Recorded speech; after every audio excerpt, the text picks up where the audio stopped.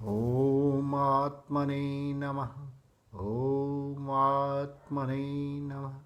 ॐ आत्मने नमः। या निशा सर्वभूतानां तस्यां जाग्रति संयमी। यस्यां जाग्रति भूतानि सा निशा पश्यतो मुनेः।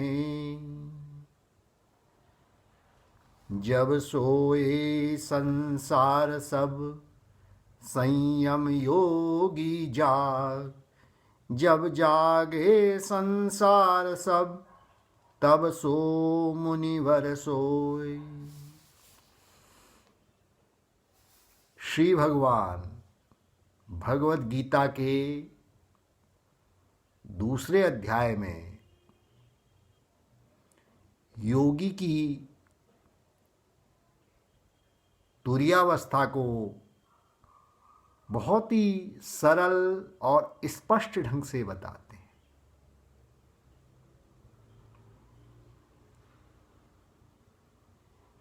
क्या है योगी जो तुरीयावस्था को प्राप्त हो गया है, वह जो बोध स्वरूप हो गया है, जो अवेयर हो गया है, जिसकी बेहोशी खत्म हो गई है, जो होश में आ गया है, वह या निशा सर्वभूतानां, जब सब प्राणी सोते हैं, घोर निद्रा में सोते हैं, तो वह क्या है, होश में रहता है। वह नींद का भी साक्षी हो जाता है। वह स्वप्न का भी साक्षी हो जाता है। जब सब स्वप्न देखते हैं, जब सोए रहते हैं, तब वह नींद का, स्वप्न का, दोनों अवस्थाओं का दृष्टा होता है। वहाँ पे वह जागरूक होता है, अवेयर होता है, बोध स्वरूप होता है। और यस्यां जाग्रति भूतानि सा निशा पश्यतो मुनिः। जब सारा संसार जागता है तो वह क्या करता है, वह संसार से सोया रहता है, संसार से विमुख रहता है। संसार किस में रहता है, बेहोशी में रहता है। और वह संसार से विमुख होश में रहता है, अवेयर रहता है, जागरूक रहता है। संसार में लिप्त होता है। कोई पिता के साथ लिप्त है, कोई पत्नी के साथ लिप्त है, कोई भाई के साथ, कोई बहन के साथ, कोई मित्र के साथ, कोई वार्ता में लिप्त है, कोई खाने में लिप्त है, कोई काम में लिप्त है। तो वो क्या है, वो अपने में लिप्त रहता है, संसार से विमुख रहता है, संसार के लिए वो सोया होता है। वह सोता थोड़ी है, रात की नींद पूरी नहीं करता वो। आप ये सोचें कि वो है नाइट ड्यूटी करता है और दिन में सो लेता है, ऐसा नहीं है। वह नाइट ड्यूटी नहीं कर रहा है। नाइट ड्यूटी में भी वह बोध स्वरूप है और दिन में भी वह बोध स्वरूप है। तो ऐसा बोध पुरुष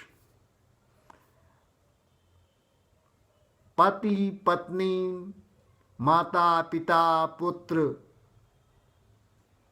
कारखाने, दुकान, मकान, खेत खलिहान, संसार, नगर, गांव, इन सब के रहते हुए, इन सब में रहते हुए, इन सब से विमुख रहता है।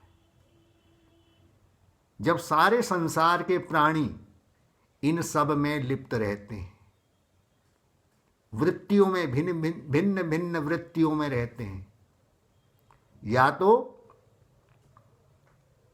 दैवी वृत्तियों में रहते हैं, या आसुरी वृत्तियों में रहते हैं, या कहें हम या सात्विक होते हैं, या राजसी होते हैं, या तामस होते हैं। गुणों के हिसाब से कहें तो 3 वृत्तियों में लिप्त रहते हैं।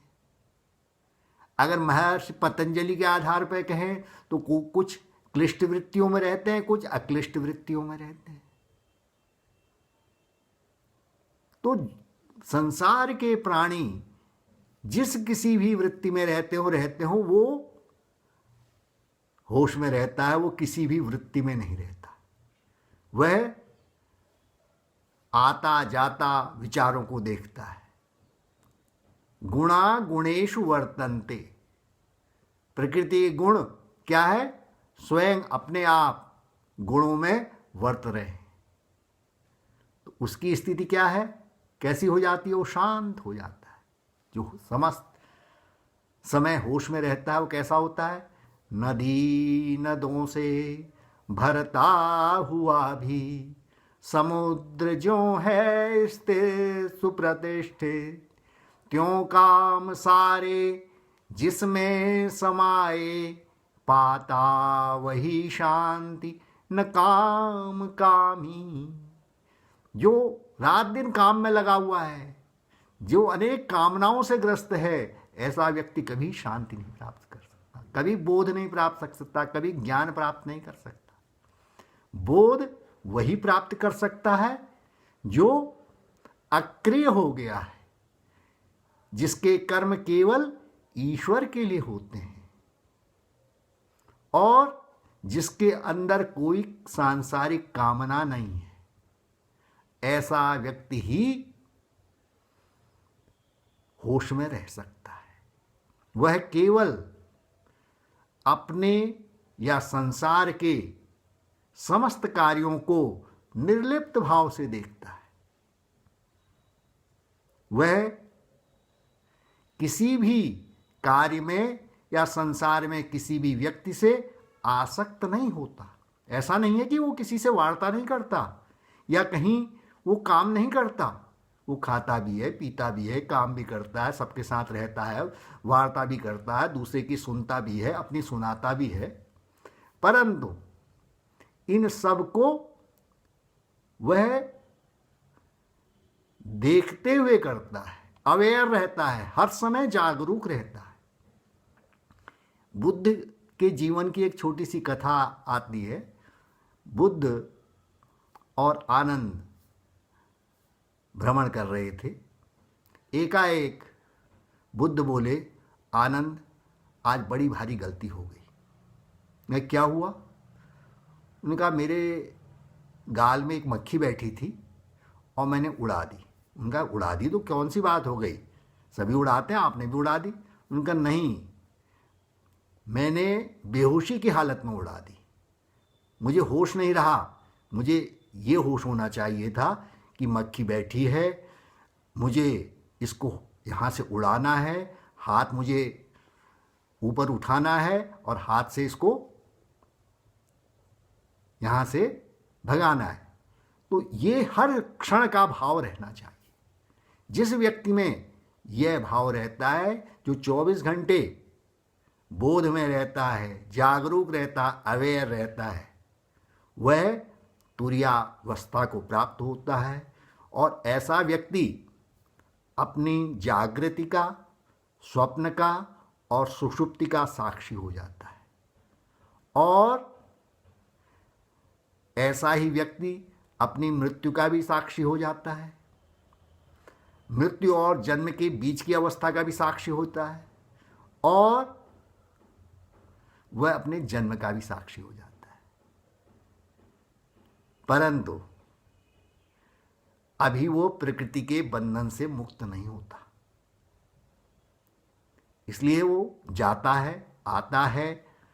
अभी वो एक क्रम में चलता है और अभी वो उसको और साधना करनी पड़ती है आगे आगे की अवस्थाओं के लिए। फिर भी ये तुरीयावस्था एक बहुत बड़ा पड़ाव है साधना का। और जो भी इस तुरीयावस्था को प्राप्त कर लेता है, जो 24 घंटे तुरीयावस्था में रहने लगता है, वह अपना नियंता हो जाता है।